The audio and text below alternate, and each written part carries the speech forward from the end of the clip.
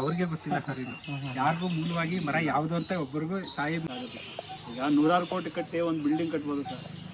ಅವರು ಈಗ ನೋಡಿದ್ರಿ ಅವರಿಗೆ ಒಂದು ಆಲದ ಮರದ ಸಾಲನೆ. ಹಾಯ್ ಹಲೋ ನಮಸ್ಕಾರ ಕರ್ನಾಟಕ, ಹೇಗಿದ್ರೆ ಎಲ್ಲ ಚೆನ್ನಾಗಿದ್ದೀರಾ ಅಂತ ಭಾವಿಸ್ತಾ ವಿಡಿಯೋ ಸ್ಟಾರ್ಟ್ ಮಾಡೋಣ. ನಾನಿವತ್ತು ಬಂದಿದ್ದೀನಿ ಕರ್ನಾಟಕದ 2ನೇ ಅತಿ ದೊಡ್ಡ ಆಲದ ಮರ. ಇದು ಎಲ್ಲಿದೆ ಗೊತ್ತಾ? ನಮ್ಮ ಮೈಸೂರಿಂದ ಒಂದು 38 ಕಿಲೋಮೀಟ್ರು, 38ರಿಂದ 40 ಆಗ್ಬೋದು. ರತ್ನಪುರಿ ಅಂತ ಇದೆ. ಆ ರತ್ನಪುರಿಲಿ ಈ ದೊಡ್ಡ ಆಲದ ಮರ ಇದೆ. ನಿಮಗೆ ಆಲದ ಮರನ ತೋರಿಸಿ ನೋಡಿ ಎಷ್ಟು ದೊಡ್ಡದಾಗಿ ಹರಡ್ಕೊಂಡಿದೆ ಅಂತ. ಬೆಂಗಳೂರಲ್ಲಿ ಒಂದು ಆಲದ ಮರ ನೋಡಿರ್ತೀರ, ಬಟ್ ಇದು ಅಷ್ಟು ಯಾರಿಗೂ ಗೊತ್ತಿಲ್ಲ ಅಂತ ಅನ್ಕೋತೀನಿ. ಬನ್ನಿ, ಈ ಆಲದ ಮರ ಇದ್ರ ಬಗ್ಗೆ ವಿಶೇಷತೆ ಇನ್ನು ಕೆಲವೊಂದೆಲ್ಲ ಹೇಳೋದಕ್ಕೆ ಒಬ್ಬರು ಸುಧಾಕರ್ ಅಂತ ಅಂದ್ಬಿಟ್ಟು ಒಬ್ಬರಿದ್ದಾರೆ, ಇನ್ನೊಂದು ರವಿ ಅಂತ ಇದ್ದಾರೆ. ಅವ್ರನ್ನ ಕೇಳಿದ್ರೆ ಇದು ಹೇಗಿದೆ, ಏನೆಲ್ಲ ಆಗಿದೆ, ಆಮೇಲೆ ಇಲ್ಲಿನ ಹಿಸ್ಟ್ರಿ ಏನಿದೆ ಅನ್ನೋದನ್ನ ತಿಳ್ಕೊಳ್ಳೋದು. ನೋಡಿ, ಆಲದ ಮರ ತೋರಿಸ್ತೀನಿ. ನೋಡಿ, ಇದು ಎಷ್ಟು ಎಕರೆಲಿದೆ ಅಂತ ಗೊತ್ತಿಲ್ಲ ಸರಿಯಾಗಿ, ಎಷ್ಟು ದೊಡ್ಡದಾಗಿ ಇದೆ ನೋಡಿ. ಸರ್ ನಮಸ್ಕಾರ, ಅರುಣ್ ಅಂತ ಅಂದ್ಬಿಟ್ಟು.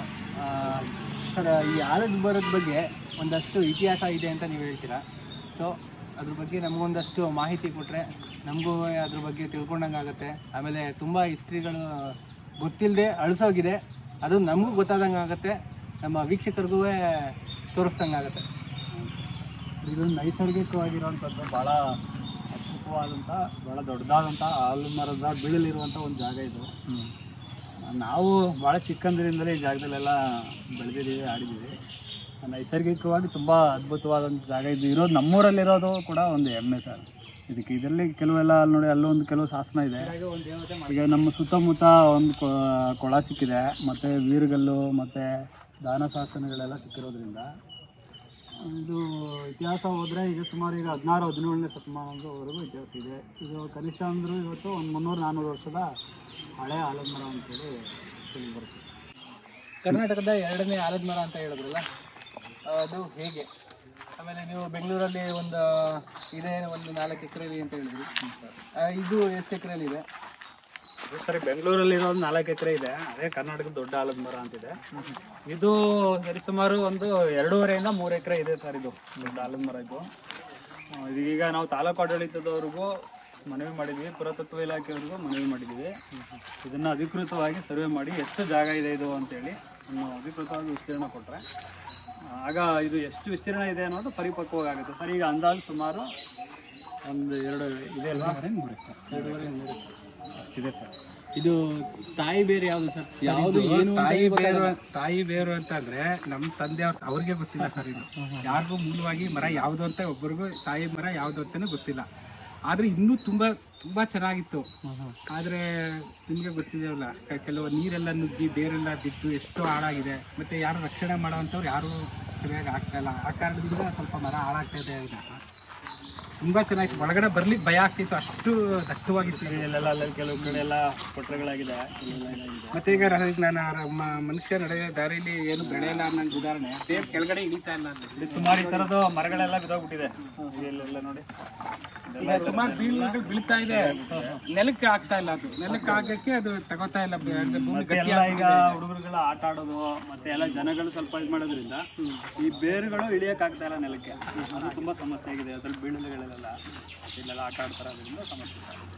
ಅದಿಲ್ಲ ಅಂತ ಹೇಳಿದ್ರೆ ಇನ್ನೂ ತುಂಬಾ ಚೆನ್ನಾಗಾಗುತ್ತೆ. ಇದು ಗೌರ್ಮೆಂಟ್ ಅವರು ಯಾರು ಈಗ ನಾವು ಪಂಚಾಯತಿ ಲೆವೆಲಲ್ಲೂ ಅಭಿವೃದ್ಧಿ ಅಧಿಕಾರಿ ಹತ್ರ ಮಾತಾಡಿದ್ವಿ. ಅಟ್ಲೀಸ್ಟು ಸಂರಕ್ಷಣೆನಾದರೂ ಮಾಡಿ.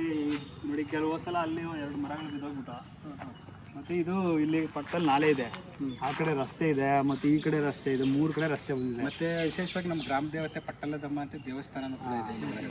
ಆದ್ರೂ ಕೂಡ ಅಭಿವೃದ್ಧಿ ಆಗ್ತಾ ಇಲ್ಲ. ಏನ್ ಮಾಡಿಲ್ಲ, ಪಂಚಾಯತಿಯವ್ರ ಗಮನಕ್ಕೆ ತಂದ್ರು ಇಲ್ಲ, ಸರ್ಕಾರ ಪತ್ರಿಕೆಲೆಲ್ಲ ಪ್ರಕಟಣೆ ಆಯ್ತು, ಆಗಿದ್ರು ಏನೂ ಆಗ್ತಾ ಇಲ್ಲ. ಇನ್ನು ಸ್ವಲ್ಪ ದಿನ ಹಿಂಗೆ ಹೋದ್ರೆ ಇದು ಕೂಡ ಕಣ್ಮರೆ ಆಗೋ ಸಾಧ್ಯತೆ. ಈಗ ಅದರಿಂದ ನಾವೇ ಯುವಕರು, ನಮ್ಮೂರಿನವರು, ಒಂದಷ್ಟು ಆಸಕ್ತಿ ಇರೋರನ್ನ ಸೇರಿಸ್ಕೊಂಡು ಇದನ್ನು ಉಳಿಸೋ ಕೆಲಸ ಅನ್ನೋದ್ರಲ್ಲಿ ಮಾಡ್ತಾಯಿದ್ದೀವಿ. ಏನಾದ್ರಾಗಲಿ ಉಳಿಬೇಕಿದು. ಹಾಗಾಗಿ ಆ ಥರದ ಉಳಿಯೋದಕ್ಕೆ ಏನೆಲ್ಲ ಪ್ರಯತ್ನಗಳು ಮಾಡಬೇಕು ಅನ್ನೋದಕ್ಕೆ ಒಂದಷ್ಟು ಪ್ರಯತ್ನ ಮಾಡ್ತೀವಿ. ಈಗ ಮೊನ್ನೆ ಯಾರೋ ಮರ ಕಡಿದು ಬಿಟ್ರಲ್ಲಿ, ಈಗ ಮೊನ್ನೆ ಕಡಿದು ಅದೇನೋ ಅಲ್ಲೆಲ್ಲ ಮರ ನೆಡ್ಸ್ಕೊಡ್ತೀವಿ, ಸಸಿ ನೆಡ್ಸ್ಕೊಡ್ತೀವಿ ಅಂತೆಲ್ಲ ಹೇಳಿದ್ರು.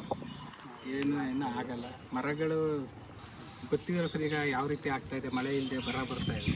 ಇದ್ದದಿದ್ರೆ ಬೇರೆ ಕಡೆ ಎಷ್ಟು ಸಂರಕ್ಷಣೆ ಮಾಡ್ತಿರೋ ಗೊತ್ತಿಲ್ಲ. ಆದರೂ ಕೂಡ ನಮ್ಮದು ಸರ್ಕಾರ 106 ಕೋಟಿ ಖರ್ಚು ಮಾಡಿ ಸಸಿ ನೆಡಬೇಕು, ಸಸಿ ಸಂರಕ್ಷಣೆ ಮಾಡಬೇಕು, ಅಲ್ಲಿ ಗಿಡ ನೆಡ್ತೀವಿ ಇಲ್ಲಿ ಗಿಡ ನೆಡ್ತೀವಿ ಅಂತಾರೆ. ಇರೋದನ್ನ ರಕ್ಷಣೆ ಮಾಡೋಕೆ ಇರೋದನ್ನ ಅವ್ರ ಕೈಲಿ ರಕ್ಷಣೆ ಮಾಡೋಕ್ಕಾಗ್ತಾ ಇಲ್ಲ. ಕಂಡ್ರೂ ಏನೋ ಒಂದು ಮರ ಇದೆ ಅಂತೇಳಿ ಹೋಗ್ತಾರೆ. ನೋಡಿ ಇಲ್ಲಿ ಬರೀ ಮರ ಮಾತ್ರ ಇಲ್ಲ ಸರ್, 106 ಜಾತಿ ಪಕ್ಷಿ ಸಂಕುಲಗಳಿದೆ ಅದ್ರ ಮೇಲೆ. ನಾವೆಲ್ಲ ಇಲ್ಲಿ ವಾಸ ಮಾಡ್ತಾವೆ. ಇಲ್ಲಿ ಇದನ್ನ ನಾವು ತಿಳ್ಕೊಂಡ್ರೆ ನಾವು ಬರೀ ಆಲದ ಮರ ಅಷ್ಟು ಮಾತ್ರ ನೋಡ್ತಿದ್ದೀವಿ. ಅದರಲ್ಲಿರೋ ಜೀವಿಗಳು ಎಷ್ಟು ಕೆಲವು ಸಮಯದಲ್ಲಿ ಹೊರಗಡೆಯಿಂದ ವಲಸೆ ಬರ್ತವೆ. ಇಲ್ಲಿ ಹಣ್ಣುಗಳು ಬಿಟ್ಟಾಗ, ಆಲದ ಹಣ್ಣುಗಳು ಬಿಟ್ಟಾಗ 106 ಕಿಲೋಮೀಟ್ರಿಂದ ಪಕ್ಷಿಗಳು ಬಂದು ಅವುಗಳು ಸಂತಾನ ಮಾಡಿಕೊಂಡು ಮತ್ತೆ ಆ ಸೀಸನ್ ಮುಗಿದ್ಮೇಲೆ ಮತ್ತೆ ಹೋಗ್ತವೆ ಸರ್ ಹೊರಗಡೆ. ತುಂಬ ದಟ್ಟವಾಗಿತ್ತು ಸರ್. ಹೊರಗಡೆ ಬರೋಕ್ಕೆ ಆಗ್ತಿರ್ಲಿಲ್ಲ. ನಾವು ಚಿಕ್ಕವರಿದ್ದಾಗ ಒಳಗಡೆ ಬರಲಿಕ್ಕೆ ನಮ್ಮ ಅಪ್ಪ ಅಮ್ಮ ಜೊತೆ ಬಂದು ಒಳಗಡೆ ಬರಬೇಕಿತ್ತು, ಅಷ್ಟು ಭಯ ಇತ್ತು. ಒಳಗಡೆ ಬರೋಕ್ಕೆ ಭಯ ಆಗ್ತಾ ಈ ಕಾಲದಲ್ಲಿ ಫುಲ್ಲು ಒಂಥರ ಕಾಡು ಥರ ಆಗ್ಬಿಟ್ಟಿದೆ ಸರ್ ಇದು. ಅಂತ ಹೇಳಿದ್ರೆ ನೋಡಿ ಬತ್ತಾಯ್ತು ಬರುತ್ತಲ್ಲ ಈಗ ಇದು ಇಳಿಬೇಕಾದ್ರೆ ಏನು ಮಾಡ್ತಾರೆ, ಕಿತ್ತು ಇದು ಮಾಡ್ತಾರೆ, ಇಲ್ಲಿ ಆಟ ಆಡೋದು ಎಲ್ಲ ಇದು ಮರ ಆಗ್ಬೇಕಂದ್ರೆ ಇದಕ್ಕೆ ಬೇರು ಭೂಮಿಗೆ ಇಳಿಬೇಕು ಸರ್. ಯಾವಾಗ ಭೂಮಿಗೆ ಇಳೀತದೆ ಅದು ಆಗ ಇದಾಗುತ್ತೆ, ಅವಾಗ ಇದೇ ಮರ ಆಗುತ್ತೆ. ಅದಕ್ಕೆ ಸ್ವಲ್ಪ ಮಣ್ಣು ಆ ಥರ ಗೋಡೆಲ್ಲ ಇದೆಲ್ಲ ಬೀಳಲುಗಳೇ. ಅದೆಲ್ಲ ಎಲ್ಲಿ ನೋಡಿ ಸರ್, ಅಲ್ಲಿದೆ ಅದೆಲ್ಲ ಇದು ಬೀಳಲುಗಳೇ. ಅದು ಏನು ಬೀಳಲುಗಳು ಹಿಡಿದಿದೆ ಅದೇ ಒಂದು ದೊಡ್ಡ ಮರ ಆಗ್ತದೆ. ಈ ಥರದ ಮರ ನಾವು ಹಂಗಾಗಿ ಮೂಲ ಮರ ಯಾವುದು ಅಂತ ಗೊತ್ತಾಗ್ತಾ ಇಲ್ಲ. ಮೂಲ ಮರ ಯಾವುದು ನೋಡಿ, ಇದೆಲ್ಲ ಈಗ ಬೀಳಲುಗಳು ಇಳಿತದೆ, ಅದು ಭೂಮಿಗೆ ಹೋದ ತಕ್ಷಣ ಅದೇ ಮರ ಆಗ್ಬಿಡ್ತದೆ. ಅಷ್ಟು ಮಾಡ್ಬೇಕು ನಾವು, ಏನು ಮಾಡೋಂಗಿಲ್ಲ ಸರ್. ಸ್ವಲ್ಪ ಭೂಮಿಗೆ ಇಳಿಯೋಂಗೆ ಮಾಡಬೇಕು. ಮಣ್ಣಿಗೆ ಹಾಕಿ ಮಾಡಿದ್ರೆ ಆಗುತ್ತೆ. ಅಂದರೆ ಎಷ್ಟೋ ಒಣಗೋಗ್ತಾ ಇದೆ. ಆಮೇಲೆ ಸುತ್ತ ನೀರಿನ ಒತ್ತಡ ಜಾಸ್ತಿ ಆಗಿ ಈಗ ಹೋದ ವರ್ಷ ಏನೋ ಪಂಚಾಯತಿಯವ್ರು ಸೇರಿ ಒಂದು ನಮ್ಮ ಗ್ರಾಮದವರೇ ಸೇರಿ ಒಂದು ಟ್ರಂಚ್ ಕಟ್ಟಿದ್ರು ಸರ್. ಇಲ್ಲ ಅಂದರೆ ಇನ್ನೂ ಬಿದ್ದೋಗಿತ್ತು. ಅಲ್ಲಿ ದೊಡ್ಡ ಮರಗಳು, ಭಯಂಕರ ಮರ ಅಂತ ಇತ್ತು. ಈಗ ಸ್ವಲ್ಪ ದಿನದಲ್ಲಿ ಈ ಕಡೆ ಇನ್ನೂ ತುಂಬ ಇದೆ ಸರ್. ಈ ಕಡೆ ನೋಡಿ ಇದೆಲ್ಲ ಹೋಗ್ತಾ ಇದೆ. ಇದೆಲ್ಲ ಬೇರು ಎಲ್ಲ ಆಲ್ಮೋಸ್ಟ್ ಹೋಗ್ಬಿಟ್ಟಿದೆ ಸರ್. ಇದು ಮರ ಬಿದ್ದೋಗ್ತಾ ಇದೆ ಅಲ್ಲೆಲ್ಲ ಆ ಕಡೆ ಇಲ್ಲಿ. ಅಂದರೆ ಸರ್ ಸಹಜವಾಗಿ ವಯಸ್ಸಾಗಿರುತ್ತೆ, ಹೋಗ್ಬಿಡ್ತದೆ, ಏನು ಮಾಡೋಕ್ಕಾಗಲ್ಲ. ಅಂದರೆ ಹೊಸ್ದಾಗಿ ಉಡ್ತಾ ಇರೋದನ್ನ ಉಳಿಸ್ಬೇಕು. ನೋಡಿ ಇಲ್ಲಿ ಒಂದು ಕೊನೆ ಇಲ್ಲಿ ಈಗ ಇದು ಅದಕ್ಕೊಂದು ಲಿಂಕ್ ಇದೆಯಲ್ಲ, ಲಿಂಕಲ್ಲಿ ಹೋಗ್ಬಿಟ್ಟಿದೆ. ಅದು ಹೋದ ತಕ್ಷಣ ಅದೆಲ್ಲ ಕಟ್ಟಾಗಿದೆ. ಕಟ್ಟಾಗಿ ಏನಾಗಿದೆ ಅಂದರೆ ಅದು ಇನ್ನು ಬೀಳಲು ಇದ್ರೂ ಉಳಿಯಲ್ಲ. ಅದು ಇದು ಏನಾದರೂ ಇದರಿಂದ ಏನಾದರೂ ಬೇರೆಗಿರು ಬಿಟ್ಕೊಂಡಿದ್ರೆ ಉಳೀತದೆ, ಇಲ್ಲ ಅಂದರೆ ಅದು ಹೊಟ್ಟೋಗ್ಬಿಡ್ತದೆ. ನೋಡಿ ಇದು ಹೋಗ್ಬಿಟ್ಟಿದೆ ಸರ್. ಇದು ಮೇನ್ ಸಂರಕ್ಷಣೆ ಮಾಡ್ಬೇಕು ಸರ್. ಈಗ ನಾವೆಲ್ಲ ದೊಡ್ಡ ದೊಡ್ಡ ಕಾಡುಗಳು, ಇದು ನಾಗರಹೊಳೆ, ಬಂಡೀಪುರ ಆ ಥರದ್ದು ಅಂತ ಮಾತ್ರ ಹೇಳ್ತೀವಿ ನಾವು.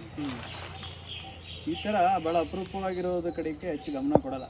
ಈಗ ಸಾಲುಮರ ತಿಮ್ಮಕ್ಕ ಅವರು ಈಗ ನೋಡ್ತೀರಿ, ಅವರಿಗೆ ಒಂದು ಆಲದ ಮರದ ಸಾಲನೇ ನೆಟ್ಟರು ಅಂತೇಳಿ ಅವರಿಗೆ ಇವತ್ತು ವಿಶ್ವಮಟ್ಟದಲ್ಲಿ ಗೌರವ ಇದೆ. ಹಂಗೆ ಇದು ಪ್ರಕೃತಿಗೆ ತಾನೇ ಬೆಳ್ಕೊಂಡಿದೆ. ಈ ಮರ ಉಳಿಸ್ಬೇಕು ಅನ್ನೋದೇ ಅದ್ರ ಬಗ್ಗೆನೇ ಸರ್ಕಾರಗಳಾಗಲಿ ಯಾರಾಗಲಿ ಜಾಗೃತಿ ಮಾಡಿ. ಉದಾಹರಣೆಗೆ ನಮ್ಮ ಪಂಚಾಯತಿ ವ್ಯಾಪ್ತಿಗೆ ಸೇರಿರೋದು ಒಬ್ಬ ಪಂಚಾಯತಿ ಅಭಿವೃದ್ಧಿ ಅಧಿಕಾರಿಗಳಾಗಲಿ ಅಥವಾ ಪಂಚಾಯತಿ ಅಧ್ಯಕ್ಷರುಗಳಾಗಲಿ ಅಥವಾ ನಮ್ಮ ಗ್ರಾಮ ಪಂಚಾಯತಿಲಿ ನಮ್ಮ ಗ್ರಾಮದಲ್ಲಿ ಗೆದ್ದಿರ್ತಕ್ಕಂಥವ್ರಾಗಲಿ ಯಾರಾದರೂ ಬಂದು ಇದ್ರ ಬಗ್ಗೆ ಮಾತಾಡಿ ಅದನ್ನು ಗಮನಕ್ಕೆ ತಗೊಂಡು ಹೋದರೆ, ತಾಲೂಕು ಮಟ್ಟಕ್ಕೆ ತಗೊಂಡೋದ್ರೆ ಏನಾದರೂ ಆಗುತ್ತೆ. ಈಗ ನಾವು ಎಷ್ಟೇ ಹೇಳಿದ್ರು ಅಷ್ಟೇ ಅದು ಅಂತ ಕಡೆಯಿಂದ ಹೋದಾಗ ಖಂಡಿತವಾಗ್ಲೂ ಕೂಡ ಏನಾದರೂ ಆಗಬೇಕು ಸರ್, ಆಗುತ್ತೆ ಅನ್ನೋ ಒಂದು ಭರವಸೆ ಇಟ್ಕೊಂಡಿದ್ದೀವಿ ನಾವು. ಏನಾಗುತ್ತೋ ಗೊತ್ತಿಲ್ಲ. ಸಾಕಷ್ಟು ಬಾರಿ ಇದು ಅಲ್ಲಿ 2-3 ವರ್ಷದಿಂದ ನಡೀತಾ ಇದೆ. ಇದಕ್ಕೆ ಮಾಡ್ತಾ ಇದ್ದೀವಿ, ಏನೂ ಆಗ್ತಾ ಇಲ್ಲ. ಯಾರು ಅಧಿಕಾರಿಗಳು ಇದ್ರ ಬಗ್ಗೆ ಜಾಸ್ತಿ ಸಾಮಾನ್ಯವಾಗಿ ಒಂದು ದೊಡ್ಡ ಮಟ್ಟದ ಸಭೆನ ಮಾಡಿದ್ರು. ಯಾವುದೋ ಒಂದು ಇದು ಮಾಡಿದ್ರು, ಮರಬದ ಮಲ್ಲಿಕಾರ್ಜುನ ಕನ್ನಡ ಉಪನ್ಯಾಸಕರಿದ್ರು. ಅವ್ರು ಬಂದು ಇಲ್ಲಿ ನಿರೂಪಣೆ ಮಾಡಿ ದೊಡ್ಡ ಮಟ್ಟದ ಒಂದು ಕಾರ್ಯಕ್ರಮನೇ ಮಾಡಿದ್ರು. ಆಲದ ಮರದ ಕೆಳಗಡೆ ಮಹಿಳೆಯರಿಗೆ ಒಂದು ಕಾರ್ಯಕ್ರಮನೇ ಮಾಡಿದ್ರು. ಈಗೇನೋ ದೊಡ್ಡ ಮಟ್ಟಕ್ಕೆ ಏನೋ ಆಗುತ್ತೆ ಅಂತ ತಿಳ್ಕೊಂಡು ಅದು ಏನೂ ಆಗಕ್ಕೆ ಸಾಧ್ಯನೇ ಆಗಲಿಲ್ಲ ಅಲ್ಲಿ.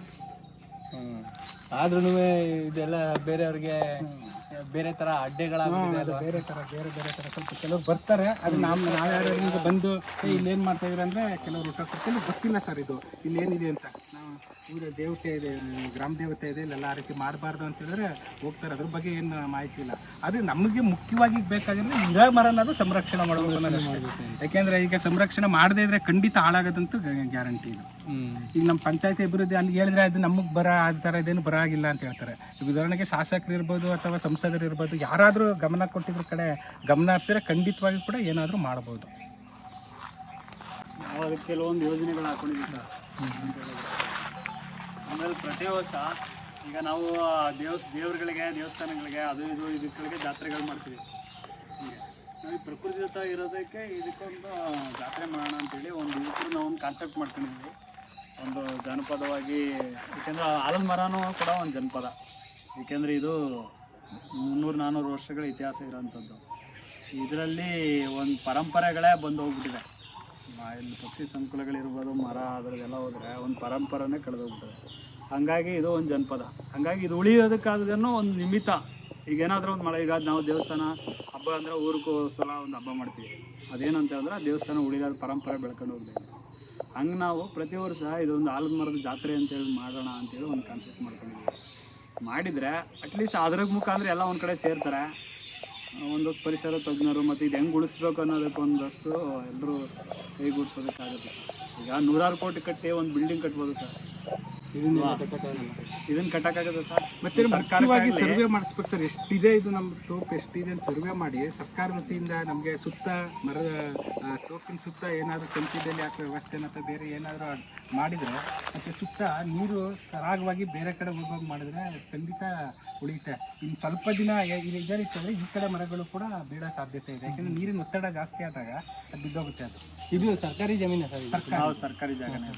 ಯಾರೇ ಸ್ವಂತ ಜಾಗದಲ್ಲಿ ಯಾರ್ದೇನಲ್ಲ, ಇದು ಸ್ವಂತ ಜಾಗ ಆಗ್ಬಿಟ್ಟಿದ್ದೀರಿ ಇಷ್ಟೊತ್ತಿಗೆ, ಆಲ್ಮೋಸ್ಟ್ ಕಡ್ದಾಕ್ಬಿಡ್ತೀವಿ ಸರ್. ಇದೆಲ್ಲ ಊರು ಕಾಡಾಗಿ ಮತ್ತೆ ಕಾಡು ಊರುಗಳಾಗಿರೋಂಥ ಜಾಗಗಳು ಸರ್ ಇದು. ಇದೆಲ್ಲ ತಲೆಮಾರುಗಳು ಕಳೆದು ಹೋಗ್ಬಿಟ್ಟಿದೆ. ಇಲ್ಲಿ ಗದಿಗೆ ಕೆಂಗಣ್ಣ ಸ್ವಾಮಿ ಅಂತಿದೆ, ಅದಕ್ಕೊಂದು 200 ವರ್ಷ ಇದೆ. ಮೈಸೂರು ಸಂಸ್ಥಾನದಲ್ಲಿ ಮುಮ್ಮಡಿ ಕೃಷ್ಣರಾಜ ಒಡೆಯರ್ ಕಾಲದಲ್ಲಿ ಇದೊಂದು ಇತಿಹಾಸ ನಡೆದಿದೆ. ಅಲ್ಲಿ ಒಬ್ಬರು ಸಮಾಧಿ ಸ್ಥಳದಲ್ಲಿ ಕೆಣಗಣೇಶ್ವರ ಅಂತೇಳಿ ಗದ್ದಿಗೆಯಲ್ಲಿ ಜೀವಂತವಾಗಿ ಸಮಾಧಿ ಆಗಿದ್ದಾರೆ. ಅವರು ಮೂಲತಃ ಉತ್ತರ ಕರ್ನಾಟಕದವರು. ಅವರು ಈ ಊರು ಈಗ ಒಂದು 90 ವರ್ಷದಿಂದ ಆಗಿದೆ. ಅದರ ಹಿಂದೆ ತಲೆಮಾರ್ದು ಹೋದಾಗ ಆ ಜಾಗದ ಪರಂಪರೆಯಲ್ಲಿ ಇದ್ದವರು, ಇಲ್ಲೇ ಇದ್ದವರು. ಈ ಆಲದ ಮರದ ಹತ್ರ ಎಲ್ಲ ದನ ಕರುಗಳು ಮೇಯಿಸ್ಕೊಂಡು ಚೆನ್ನಮ್ಮ ಅಂತೇಳಿ ಇದೇ ಊರಲ್ಲೂ ಒಂದು ಮನೆ ಇತ್ತು. ಅದು ಇನ್ನೂ ಅವಶೇಷಗಳೆಲ್ಲ ಕೆಲವೆಲ್ಲ ಬಿದ್ದೋಗಿದೆ. ಅಲ್ಲಿ ಇದ್ದವರು ದನಗಳು ಸಾಕೊಂಡು ಪವಾಡಗಳನ್ನು ಮಾಡಿ ಈ ಜಾಗಗಳಲ್ಲೆಲ್ಲ ಕೊನೆಗೆ ಅವರು ಮಲೆ ಮಹದೇಶ್ವರರು ಅವರು ಮತ್ತು ರಾಘವೇಂದ್ರ ಸ್ವಾಮಿಗಳು ಇಲ್ಲಿ ಉಕ್ಕಿನಕಂತೆ ಮಠ ಅಂತಿದೆ ಆ ಜಾಗದಲ್ಲಿ ಇದ್ದು, ಅಲ್ಲಿಂದ ಅವರು ಡಿವೈಡ್ ಆಗಿ ಅವ್ರು ಮಲೆ ಮಹದೇಶ್ವರರು ಆ ಕಡೆ ಹೋಗಿ ಕೊಳ್ಳೇಗಾಲ ಹತ್ರ ಅವ್ರು ಸೇರಿಕೊಂಡ್ರು. ಇಲ್ಲಿ ಕಣ್ಗಣ್ಣ ಸ್ವಾಮಿಯವರು ಇಲ್ಲಿ ಗದ್ದಿಗೆಯಲ್ಲಿ ಜೀವಂತ ಸಮಾಧಿ ಆದರು. ಇನ್ನು ರಾಘವೇಂದ್ರ ಸ್ವಾಮಿಗಳು ಮಂತ್ರಾಲಯದ ಕಡೆಗೆ ಸರ್. ಅದು ತಾಳೆಗರಿ ಶಾಸನದಲ್ಲೂ ಇದೆ, ಉಕ್ಕಿನಕಂತೆ ಮಠ ಅನ್ನೋದು ಇದರಲ್ಲಿ. ತಾಳೆಗರಿ ಶಾಸನದಲ್ಲೆಲ್ಲ ಅದೆಲ್ಲ ಬರವಣಿಗೆ ಆಗಿದೆ. ಮತ್ತು ಈಗ ಮುಮ್ಮಡಿ ಕೃಷ್ಣರಾಜ ಒಡೆಯರ್ ಕಾಲದಲ್ಲೂ ಈ ಕಣ್ಗಣ್ಣ ಸ್ವಾಮಿಯವ್ರದ್ದು ಅವ್ರಿಗೆ ದಾನ ಕೊಟ್ಟಿರುವಂಥದ್ದು, ಮತ್ತು ಅವರಿಗೆ ಅಲ್ಲಿ ಸಿಂಹಾಸನಕ್ಕೆ ಒಂದಷ್ಟು ವರ್ಷಗಳ ಆಳ್ವಿಕೆ ಮಾಡಿದಂಥದ್ದೆಲ್ಲ ಬರವಣಿಗೆಲಿದೆ ಸರ್. ನೋಡಿ, ನೀವು ಮರಕ್ಕೆ ಆಯ್ತು ಎಷ್ಟು ಅಂತಲೇ ಗೊತ್ತಿಲ್ಲ. ಇದೆಲ್ಲ ಮರದ ಬಗ್ಗೆ ಅಧ್ಯಯನ ಮಾಡೋವಂಥವ್ರು ಇರ್ತಾರಲ್ಲ ಸರ್, ಅಂಥವ್ರು ಈ ಮರದ ಆಯ್ಸು ಎಷ್ಟು ಏನು ಅನ್ನೋದು ಅವ್ರಿಗೆ ಗೊತ್ತಾಗುತ್ತೆ. ಅವ್ರಿಗೆ ಮಾಹಿತಿಗಳು ಚೆನ್ನಾಗಿ ಗೊತ್ತಾಗುತ್ತೆ. ಇದ್ರ ಬಗ್ಗೆ ಹೆಚ್ಚು ಅಧ್ಯಯನ ಆಗ್ಬೇಕು ಸರ್. ತುಂಬ ಅಧ್ಯಯನ ಆದರೆ ತುಂಬ ಆಗುತ್ತೆ. ಯಾಕಂದರೆ ಇಲ್ಲಿ ಬರೀ ಮರಗಳು ಮಾತ್ರ ಇಲ್ಲ, ನೀವು ನೋಡ್ತೀರಿ 100 ಥರದ ಜಾತಿಗಳು ಗೂಡು ಕಟ್ಕೊಂಡವೆ. ಪಕ್ಷಿಗಳೆಲ್ಲ ಸೌಂಡ್ ಮಾಡೋದು ಎಷ್ಟು ಚೆನ್ನಾಗಿ ಕೇಳಿಸುತ್ತೆ. ಇಂಥ ಜಾಗಗಳಲ್ಲಿ ಪಕ್ಷಿಗಳು ಜಾಸ್ತಿ ಇರುತ್ತೆ. ಸರ್ ಅಲ್ಲಿ ನೀರು ಇಲ್ಲಿ ಹೋಗುತ್ತಲ್ಲ ನೀರು, ಆಗೇನಾಗ್ತಿತ್ತು ಈಗ ಕಳೆದ ವರ್ಷ ಮರ ಪಂಚಾಯತಿಯವ್ರು ತಗ್ಸಿದ್ದು ಇಷ್ಟ ಅಷ್ಟೇ. ಇದೆಲ್ಲ ಇಲ್ಲಿ ಮರ ಬಿದ್ದೋಗುತ್ತದಾಗ ಇಲ್ಲಿ ತಗ್ಸಿದ್ರೆ ನೀರಲ್ಲಿಕ್ಕೆ ಇಲ್ಲೆಲ್ಲ ನೀರು ನಿಂತು ಬೇರೆಲ್ಲ ಕೊಳಪೆ ಅಷ್ಟು ಕೆಳಗಡೆ ಬಿದ್ದೋಗಿದೆ. ಬೇಸಿಗೆಲ್ಲೂ ಕೂಡ ನೀರು ಹರಿತೀವಿ ಸರ್. ಒಂದು ಟೈಮಲ್ಲಿ ನೀರು ಅಷ್ಟು ಹರಿಸೋ ಜಾಗಗಳಿದೆಲ್ಲ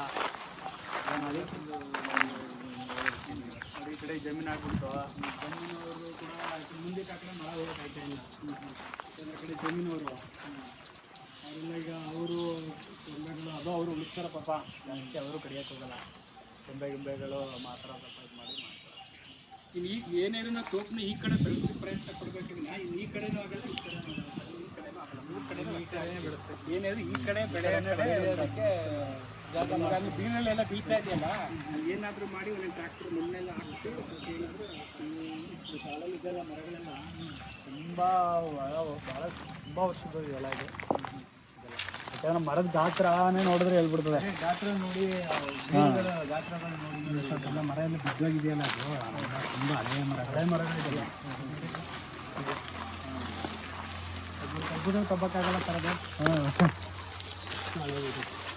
ಮೇಲ್ಗಡೆನೆ ದೊಡ್ಡ ಕೊಂಬೆಗಳು ಅಂದರೆ ಇನ್ನು ಕೆಳಗಡೆ ಕಳಿಸಲ್ಲ, ಅದು ಬಿದ್ದೋಗ್ಬಿಟ್ಟು ಆ ಕಡೆ ಅದು ಅಲ್ಲಿ ಬಿದ್ದೋಗಿರೋದು. ಅಲ್ಲಿ ಇಲ್ಲಿ ಈ ಕಡೆ ಇಲ್ಲಿ ಬಿದ್ದೋಗಿದೆಯಲ್ಲ ದೊಡ್ಡದಾಗಿ, ಅದು ಬಿದ್ದೋಗಿದೆ ಒಂದು ದೊಡ್ಡದು. ಮನುಷ್ಯ ಆದಷ್ಟು ಮರ ಗಿಡಗಳನ್ನ ಕಟ್ ಮಾಡಿ ಎಲ್ಲ ಹಾಳು ಮಾಡಿದ್ದಾನೆ. ಈ ಥರ ಇತಿಹಾಸ ಇರೋ ಮರ ಗಿಡಗಳನ್ನ ಉಳಿಸಿ ಮತ್ತಷ್ಟು ಮರ ಗಿಡಗಳನ್ನ ಬೆಳೆಸಿ ಅಂತ ಹೇಳ್ತಾ ಈ ವಿಡಿಯೋನ ಎಂಡ್ ಮಾಡ್ತೀನಿ. ಎಲ್ಲರಿಗೂ ಟೇಕ್ ಕೇರ್, ಬಾಯ್ ಬಾಯ್. ಸಿಗೋಣ ಮತ್ತೊಂದು ವಿಡಿಯೋದಲ್ಲಿ. ಲೈಕು, ಶೇರು, ಕಮೆಂಟು, ಸಬ್ಸ್ಕ್ರೈಬ್ ಮಾಡ್ಕೊಳ್ಳಿ ಅಂತ ಹೇಳ್ತಾ ಎಲ್ಲರಿಗೂ ಬಾಯ್ ಬಾಯ್.